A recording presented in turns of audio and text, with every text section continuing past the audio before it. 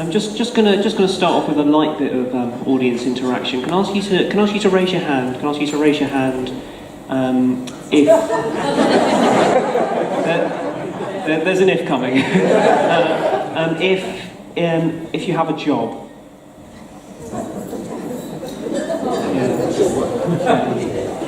Yeah, it's about the national average. Perhaps if I was asking that question 10 years ago, we would have seen a few less hands go up just now. Just to give you a recap of what was sort of happening at the time, 2007 we had Northern Rock go under, in 2008 we had the greatest recession since the Great Depression, and in 2009 I graduated and started looking for work. You won't be too surprised to hear that by the year 2010 I was still looking for work. I put out that finding work is the hardest job that I've ever had. It's an incredibly long day. You have to... Oh, you thought that was a joke? No. It's an incredibly long day because what you have to do is you have to amend your CV, make sure it's up to date. You have to apply to a certain number of jobs. For me it was 3, and then after I got to that 3 point, I would then go on to make sure that I then have a generic CV and cover letter that would go to the excess that I still wanted to apply to. The problem is the longer I went without a job, the less my CV made sense. Because the only thing that's worse than a blank CV is a blank CV with a gap on it. So what I would do is I would go to an interview and I'd realise that I couldn't justify the gap anymore. It was such an innocent question. They just simply ask, so what have you been up to since graduating? And I didn't have an answer for it. So the reason that I put unemployment as the hardest job that I've ever had is because I went on various unpaid internships, which is working for nothing. So it's working a full-time job, not receiving any pay for doing so, and then on top of that, still then applying for jobs that you're actually interested in, that you want to become part of the workforce, and then on top of that, just making sure that you're applying to what you should be as well. In that time, I learned to actually get quite good at job interviews. It was kind of a survival of the fittest kind of defence mechanism, if you will. And I found myself going to interviews and just being able to say, I didn't start off brilliantly. I'd say something like, why have I applied to this job? Because I've always wanted to work in garden furniture. And then I wouldn't get the job and I'd be surprised why that might be. So I'd work hard on trying to make sure that I had a good interview manner, so then I'd give myself the best opportunity possible. And then I just found myself getting ridiculously good at job interviews. They'd ask a question sort of like, I don't know, what's your greatest weakness? And I'd say, graphics design. That's why I haven't pursued a career in it. I went for one job interview and they said to me, where do you see yourself in 5 years' time? And I think I overplayed it. I said, I went for a customer service role and I said, well, I really want to be seen as a product specialist, and in 5 years' time, I want to be doing exactly this role, but working in an escalations department. And the guy interviewing me went, well, you're certainly ambitious. And I got offered the job. What then happened was the company then went under. So I had this job offer on the table, and then, much like the country, the table collapsed. So I was then without an opportunity to work for this employer. So I went back to the drawing board and I started looking at my CV and going, this is incredibly difficult, the situation that I'm finding myself in, and maybe I shouldn't necessarily be concentrating on this level of job. And then I looked at my CV and I looked down, not at my university education, but my college education, and I had a BTEC National Diploma in Theatre Studies. And I thought, I reckon the country's in such turmoil right now that there's better chances of finding jobs in the arts than there are selling garden furniture. So that's exactly what I did. I picked up a copy of The Stage, which is a theatre publication that has classifieds in it, and I applied for a job working as a tour guide around Wembley Stadium. and I got an audition. The queue was out the door. They came and they asked me a question. They said, are you interested in football? And I said, yes. I told you I was getting good at the interviews. They then gave me a script to read, and I had to present as if I was presenting at Wembley Stadium. I did so, and then they tried to catch me out with some questions, and then they tried to see how I'd interact, testing football knowledge, testing kind of improvisational skills. And at the end of the day, I was offered the job.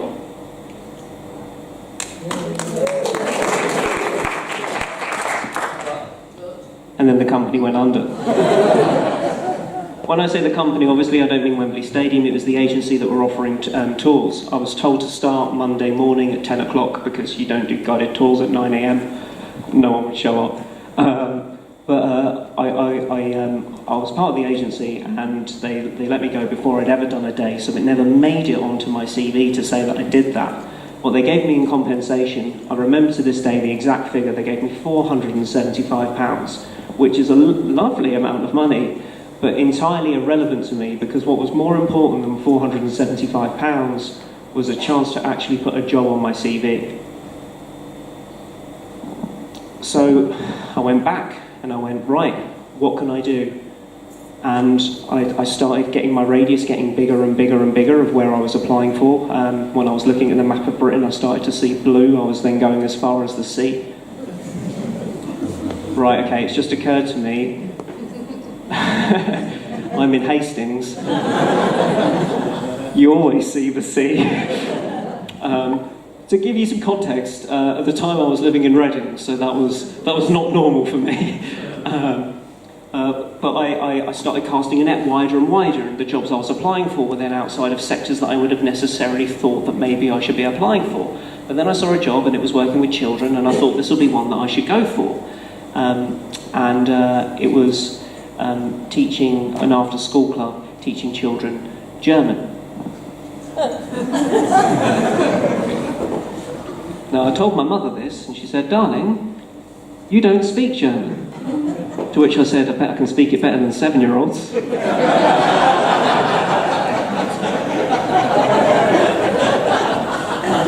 You don't have to speak German, you just have to know your lesson plan, and you have to know it before the kids know it. That's all there was to it. So I thought to myself, I'm going to apply for this job. My radius was getting bigger and bigger and bigger, so I applied to this job, and ultimately I Googled all the questions that they were going to ask, and then I just Googled one more, just so I had one little bit of extra German that they weren't necessarily expecting. I aced the interview, they offered me the job, and as you can probably guess, before day one started, the company went under. By this point, I tried a very different Google search. We're about 2011 now, and the Google search I went for was first GA country out of recession, and that was Canada.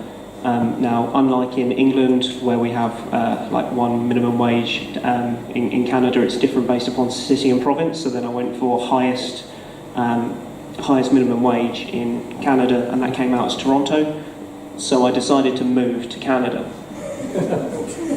A lot of graduates may choose somewhere to go and say they're having a gap year or they have an interest in travelling. I was Singularity had an interest in having employment. I made my way out there, and I wasn't quite ready for culture shock. I assumed there wasn't going to be any until I had a job interview, and I didn't realise how British I was until I had an interview with a man called Man. Suddenly everything I said sounded sarcastic. This is definitely a job I want to do for you, man.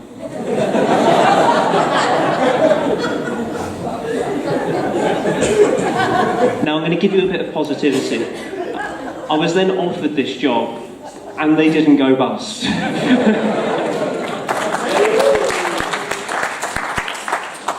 I found myself with a job at which I worked, and I spent a year out in Canada, which was the full time of my visa, and I worked 3 jobs throughout that time. I got myself some experience in retail. I got myself some experience in in bar work, and I got myself some office experience as well. And I took that CV to come back to England, and then I had a full chance of finding employment here. The time it took me to find work as I came back in 2012 with my new CV, my new experience, and my new skill set of being rather good at job interviews was 2 weeks. And that company didn't go under. Because this is being recorded, I can't tell you which company that was, but eventually they did go under. I won't tell you who they are, but I will say exactly what it said on the application form that didn't give away who it was.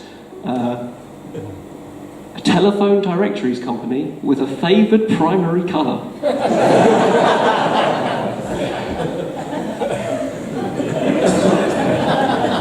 You can fill in the blanks if you want to. I worked there for a bit, and then what I did was I used the power of my skill set, and I then went and found myself with a job in a call centre. And that might not sound like a lot, but to me at the time that was absolutely massive. I got away with it for about 12 months until my manager, she came down and she said, "Lucas, as I'm sure you're aware, Greta has recently left the company, but how would you feel about taking on the German-speaking customers?"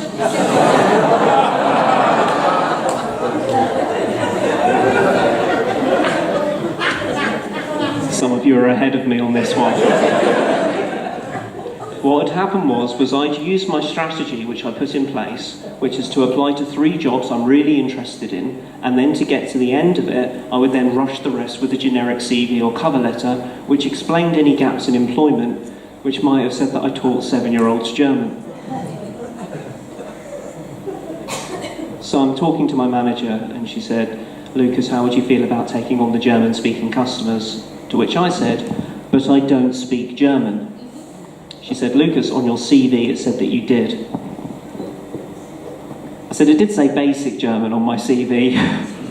You know, she went, "I know, I saw that as a key skill, you'd even put it in bold." I said, "No, the bold was on the basic, not the German." She said, "Lucas, it's either going to be you or it's going to be no one." I said, "Have you given no one a chance? How about you trial both of us for a week and see who's better at hitting the MPS target?" She said, "Lucas, no one is not an option." So I went home and I told my girlfriend at the time this story, and she went, You do realise that most Germans speak English?" She's right. I got away with it for like another year until the angriest German man throughout history calls me up. Right, okay. When I say angriest German man throughout history.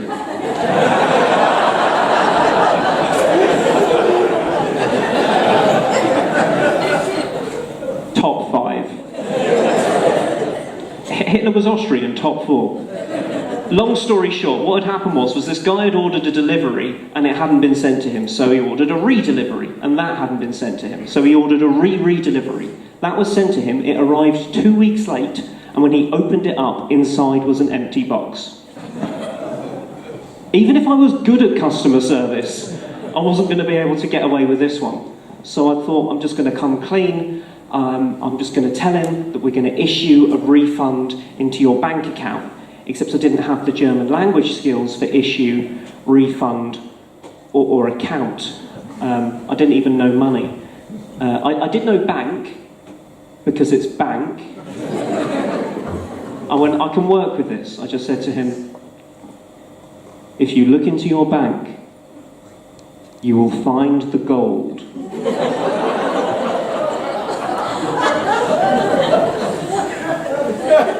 I don't know if anyone studied German at school, but I got my Gels, my Golds and my Gelbs confused. So what I actually said to the customer was, if you look into your bank, you will find it increasingly yellow.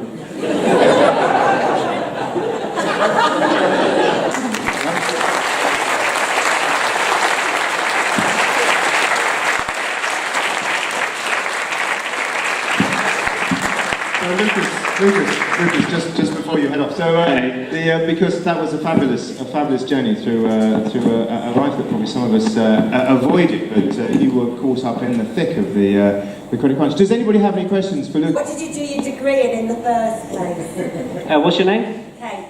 Hey, Kate. Did I get that wrong? No, that's right. Just have to do it in the mic. So I studied creative writing, and yeah, I now have essays to show for it. I don't know what the essays are funny. I write jokes too, which aren't funny. Yeah. Any more questions for and Credit Crunch? Oh, hang on, there's someone's putting it.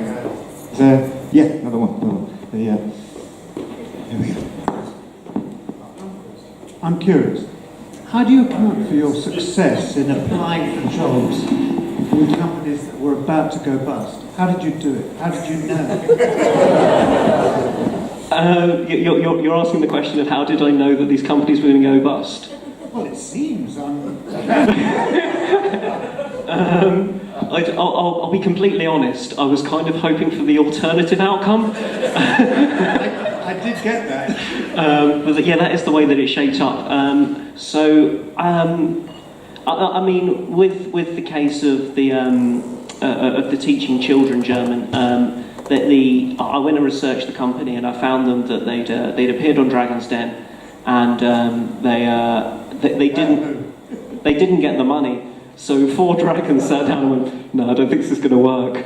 But there's part of me that was just kind of like, if you want to believe so much, then you are going to apply to it because you want the outcome. And like the validation of being offered the job is then me going, yeah, this is something that I want to do, because it's a difficult one when you're getting the rejection left, right and centre, and you've got the stuff coming through the post which piles up.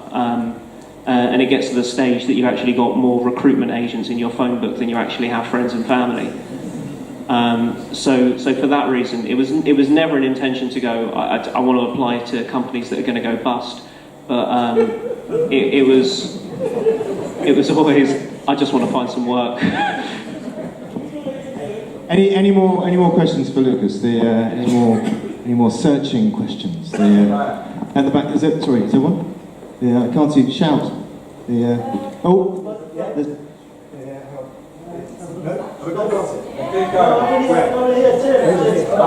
Behind me. Where did the stand-up start? Where did the stand-up start? Was that a result of the desperation you felt with What was your name? Sarah. Hey Sarah. So I worked 3 jobs in Canada. The third job was at working behind the bar at Absolute Comedy.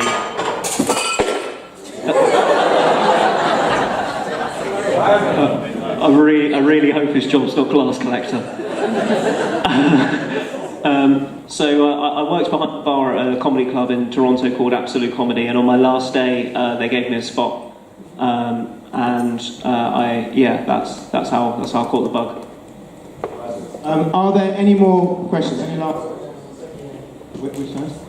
Oh, okay. Any more questions for Lucas? If not, can we give Lucas a massive round of applause?